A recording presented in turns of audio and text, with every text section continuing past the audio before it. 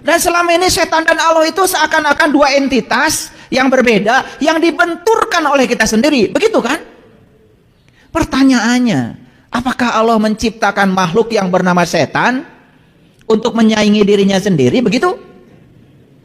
Kalau begitu saya tanya, banyakan mana orang baik dengan orang yang jahat? Banyakan mana? Kenapa sih kalian ragu-ragu? Kan kalian anggota komunitasnya. Ragu-ragu. Banyakan mana? Jadi kalau yang jahat lebih banyak daripada yang baik, artinya kekuasaan setan lebih keren daripada kekuasaan Allah. Di mana menyatakan Allah Maha Kuasa?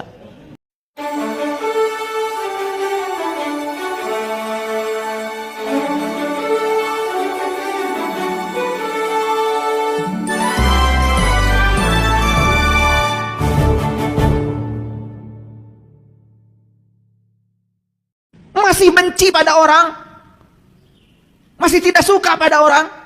Padahal hukum alamnya jelas, apapun yang tidak kamu sukai dari orang, sifat itu sebenarnya adalah sifatmu.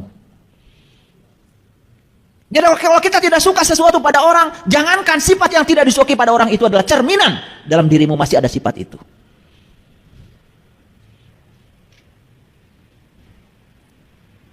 Dan tanah yang baik, tanamannya tumbuh subur dengan seizin Allah. Dan tanah yang gersang, tanamannya tumbuh merana.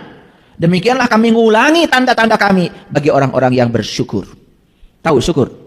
Katanya lagi sebelah sini, tahu syukur? Ayo jawab, jangan takut. Lain syakartum la yazidannakum walain kafartum inna adzabil lasyadid. Jadi syukur itu kebalikan daripada kufur. Kalau kufur itu bahasa Arab artinya tertutup, syukur itu artinya terbuka. Kita tuh kadang-kadang ngomong sembarangan, banyak-banyak bersyukur, teknisnya nggak pernah diberitahu. Gimana coba cara bersyukur? Kufur itu artinya tertutup, berarti menolak. Syukur itu artinya terbuka, menerima apapun yang terjadi apa adanya tanpa penghakiman. Itu namanya syukur. Kan kalian syukuran itu kalau mendapatkan yang diinginkan. Begitu mendapatkan yang tidak diinginkan, gak pernah ada undangan syukuran. Itu syukuran macam apa yang kayak gitu? Udah gitu, pakai kalimat-kalimat Arab lagi. Tasyakur binikmah. Wah.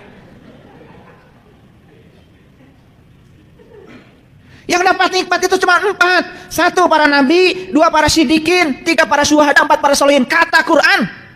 Surat An-Nisa ayat 69.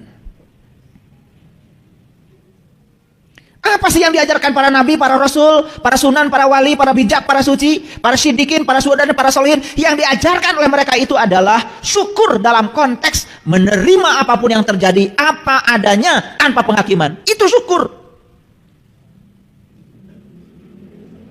Pakai kata-kata nikmat lagi. Jadi tasyakur binikmat itu artinya adalah terbuka terhadap apapun yang terjadi tanpa ada penghakiman, tidak terjebak benar salah, tidak terjebak baik buruk. Apapun yang terjadi, dia melihat di belakangnya adalah kehendak semesta. Makanya tidak pernah protes. Kata-katanya bijak, ya Allah. Apapun yang terjadi dalam hidupku, ajarkan ya Allah, pesan apa yang ada kau sampaikan kepadaku.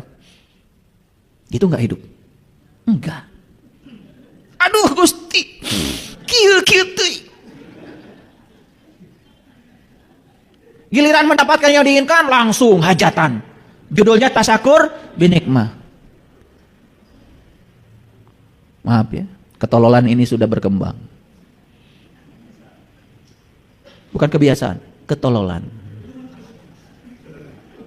Karena nggak ngerti. Kufur itu hanya menolak, syukur itu artinya menerima dengan keterbukaan. Karena syukur artinya adalah terbuka. Terbuka terhadap semua yang terjadi. Karena semua kebenaran, semua realitas adalah kebenaran. Tidak ada satu peristiwa pun di semesta yang terjadi tanpa seizinnya. Kadang-kadang saya suka nanya yang sederhana. Itu orang jelek ini perilakunya ini saya nunjuknya, maaf ke sana ya. Maaf ya, maaf. Maaf. Nggak tahu telunjuk saya ke sini. Orang yang jelek ini kan kita sering sebut dia itu karena tergoda oleh setan. Betul nggak? Dan orang baik ini, nah masih ke sini juga. Supaya nggak sana nggak GR. Orang yang baik ini katanya dia itu karena mengikuti Allah. Betul nggak? Dan selama ini setan dan Allah itu seakan-akan dua entitas yang berbeda, yang dibenturkan oleh kita sendiri. Begitu kan? Pertanyaannya, apakah Allah menciptakan makhluk yang bernama setan untuk menyaingi dirinya sendiri? Begitu? Kalau begitu saya tanya, banyakan mana orang baik dengan orang yang jahat? Banyakan mana? Kenapa sih kalian ragu-ragu? Kan kalian anggota komunitasnya. Ragu-ragu. Banyakan mana? Jadi kalau yang jahat lebih banyak daripada yang baik, artinya kekuasaan setan lebih keren daripada kekuasaan Allah. Di mana menyatakan Allah Maha Kuasa? Mikir dong. Karena selama ini nggak pernah mikir.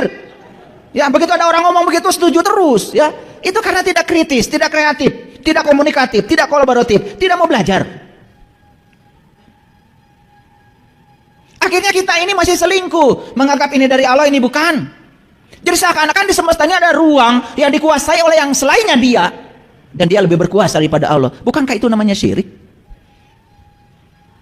Kalau ngomong soal tauhid itu kayak yang paling murni aja. Betul nggak? Tetapi sikap hidupnya masih seperti itu, masih mendua. Betul nggak?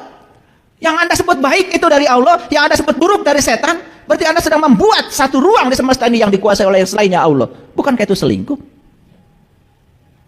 Makanya dirangkum dengan kalimat La ilaha illallah, La ilaha illallah. Yang mana yang bukan aku? Yang mana yang bukan Allah? Baik dan buruk itu dari pikiranmu, kata Allah. Semua yang terjadi, terjadilah. Karena aku ingin memberikan pesan kepada kalian di balik semua peristiwa ini. Tugas kita itu bukan menilai benar salah, bukan menilai baik buruk, tapi tangkap pesan apa yang hendak Allah sampaikan kepada kita. Hampir semua orang setuju. Ketika dia sedang jatuh, kesadarannya naik. Tapi ketika dia sedang naik, kesadarannya turun. Bukankah kejatuhan itu yang membuat dia semakin sadar? Betul?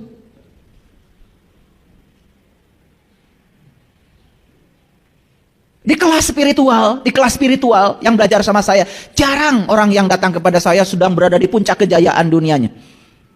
Sudah duitnya habis, usahanya bangkrut, baru nyari saya. Saya nasibnya.